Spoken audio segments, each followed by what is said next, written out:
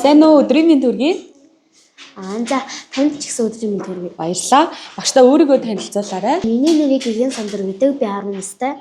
Сампингийн дугууланд явдаг. Бэлийн дугуулан гэж хоёр дугууланд явдаг. Сампингийн одоо дугууланд хизээнээс хойш хамрагдаж эхэлсэн бэ? 2-7 оны өмнө. Анх ер нь бол сампингийн одоо ийм сургалт байдаг талаар хинээс сонссон. За ирж суугаад үзсэн чи ямар байна?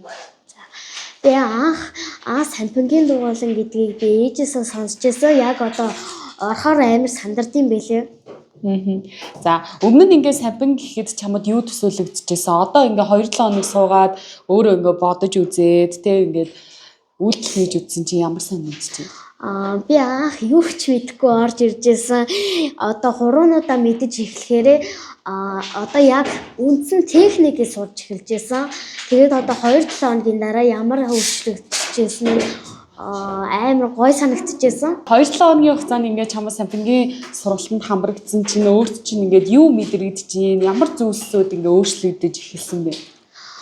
Би сампингийн дугууланд болоод 2-7 хоног болсны дараа би математиктэй жоохон сайжирч эхэлсэн. Тодорхойлохын тулд багштай баярлаа. Намайг шинэ мэдүүлж намайг сургаж өгсөнд баярлаа.